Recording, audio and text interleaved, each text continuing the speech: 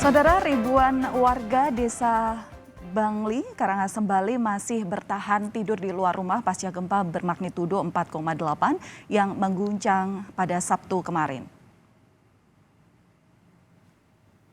Warga desa Ban berkumpul dan tidur di tenda darurat yang dibangun seadanya. Semua bangunan rumah rusak parah dan tidak bisa ditempati akibat diguncang gempa bermagnitudo 4,8 yang terjadi pada Sabtu dini hari. Namun warga masih enggan untuk bermalam ke tempat pengungsian terpusat dengan alasan menjaga harta benda dan ternak mereka. Warga berharap segera ada bantuan perbaikan rumah dan air bersih dari pemerintah. Hingga saat ini total kerusakan rumah sudah mencapai 1.054 unit, 1 orang meninggal dunia dan 69 orang luka-luka. Saya terdampak untuk warga sebagian besar, boleh dibilang 90%, hampir 100% yang terdampak 1.054 tuh masih tidur di luar. Yang sudah terkapar tenda baru 215. Berarti masih kurang ya Pak? Ya, masih kurang. Kita harapkan keseluruhan, paling tidak besok mudah-mudahan bisa terkapar 500 tenda. Pada Minggu siang, Kepala BNPB Ganip Warsito mendatangi lokasi terdampak gempa di Desa Ban, Kecamatan Kubu, Kabupaten Karangasem, Bali. Kepala BNPB berjanji rumah warga yang rusak akibat gempa magnitudo 4,8 akan diperbaiki. Tercatat, saudara, ada sekitar 1.049 kepala keluarga yang terdampak gempa, diantaranya 403 unit rumah rusak berat, 630 unit rumah rusak ringan, dan 111 tempat ibadah atau pura rusak. Untuk sementara akan didirikan sejumlah tenda sebagai tempat sementara sampai perbaikan rumah dilakukan. Karena rumahnya ada yang roboh, maka kita juga untuk sementara akan dirikan tenda-tenda. Dan kemudian nanti ke depan bertahap kita akan rehabilitasi rumah-rumah. Kemudian kita perlu pertimbangkan juga bahwa di daerah ini adalah daerah memang yang rawan bencana, baik itu bencana tanah longsor, gempa bumi, karena memang kita ada pada sesar yang bisa saja bergerak setiap saat. Nah, ini perlu nanti dilakukan langkah-langkah mitigasi. Sementara itu di Bangli, saudara, akses jalan menuju 3 desa yang sempat terisolasi akibat longsor berhasil dibuka. Total terdapat 8 titik longsor yang menyebabkan 3 desa, yakni Desa Trunyan, Desa Abang Songan, dan Desa Abang Batu Dinding terisolasi. Pembersihan material longsor telah dilakukan di 4 titik dengan menggunakan alat berat. Kepala BNPB Ganip Warsito memastikan akan menyiapkan alat berat tambahan jika diperlukan sehingga akses jalan masyarakat segera normal kembali.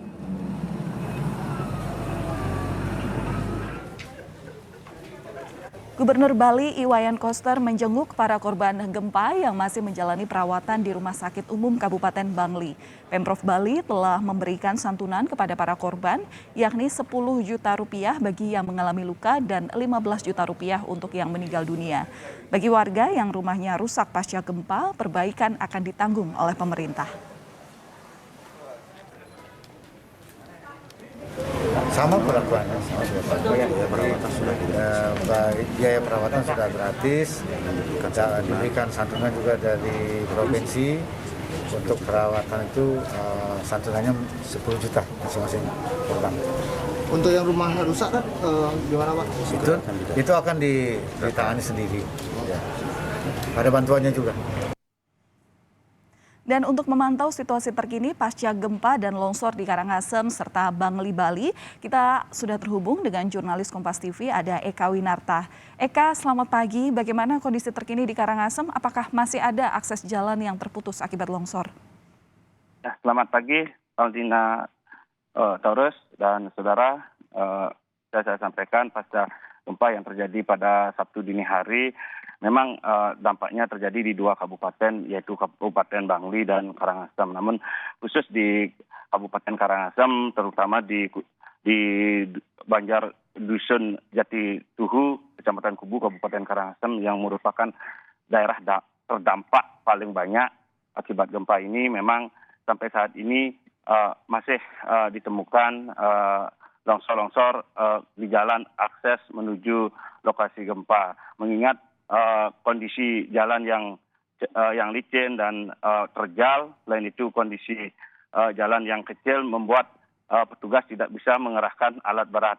Selain itu juga takutnya terjadi ada longsor susulan mengingat tanah yang ada di daerah dusun Jati Tuhu itu memang kondisinya labil, sehingga petugas gabungan TNI, Polri dan BPBD hanya melakukan pembersihan dengan alat manual. Sampai saat ini petugas kembali melakukan pembersihan puing-puing longsor dan agar bisa membersihkan puing-puing bangunan yang ada di atas perbukitan di dusun Jati Tuhu.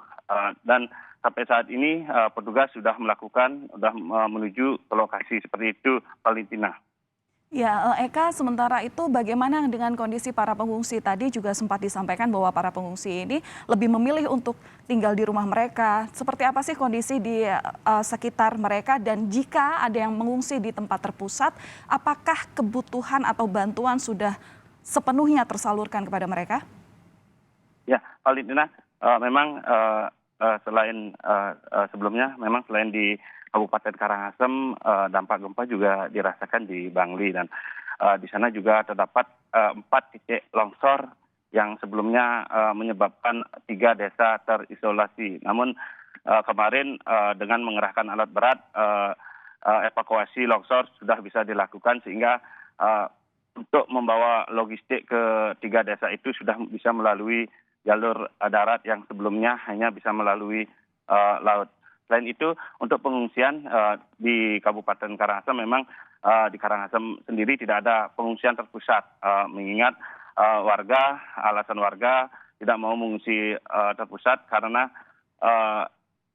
selain menjaga ternak dan harta bendanya yang masih ada di reruntuhan rumah tersebut, selain itu kondisi jarak rumah satu korban dengan korban yang lain sangat jauh, sehingga masyarakat enggan untuk mengungsi. Namun terpantau dari sejak pasca gempa Sabtu dini hari sampai kemarin malam, memang warga masih tidur di luar rumah dengan menggunakan tenda-tenda seadanya. Dan bantuan, khususnya untuk bantuan logistik, memang sudah sejak kemarin sudah mulai berdatangan, baik dari donatur maupun pemerintah sudah sempat disalurkan ke rumah-rumah sendiri.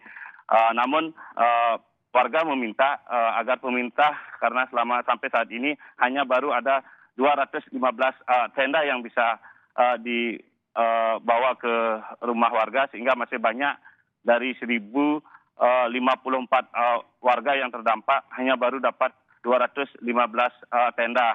Dan warga meminta agar pemerintah secepatnya memberikan tenda atau memperbaiki rumah-rumah yang rusak, sehingga nantinya jika musim hujan tiba, warga tidak kedinginan saat tidur di luar rumah seperti itu, Valentina.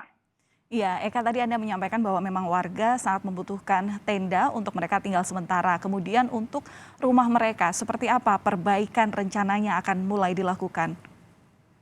Ya, Paulina dan saudara, memang dari pernyataan Kepala BNPB Pusat, memang kemarin untuk saat ini difokuskan untuk bantuan logistik dan psikologi warga di sana, karena warga sampai saat ini masih terasa trauma dan shock dengan terjadinya gempa yang bermagnitudo 4,8, di mana rencananya setelah melakukan logistik dan cukup untuk logistik, baru pemerintah akan melanjutkan tahap keduanya dengan mendirikan dan memperbaiki rumah-rumah warga, namun dengan dana seadanya kemungkinan akan dibangun rumah sementara seperti itu, Valentina.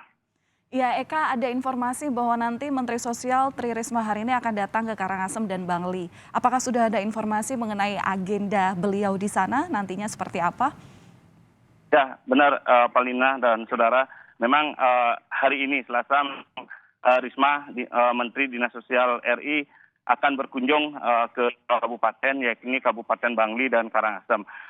Sesuai agenda yang disampaikan dan kemarin dirilis, memang Risma akan ke Bali sekitar jam 9 sudah take off di Bandara Ngurah Rai. Setelah itu menuju ke Bangli untuk meninjau rumah-rumah korban atau korban yang selamat saat gempa dan memberikan bantuan. Nah, setelah itu sekitar pukul 12 siang, Risma melanjutkan kunjungannya ke Kabupaten Karangasem, yakni di Desa Ban, Kecamatan Kubu, Karangasem, yang merupakan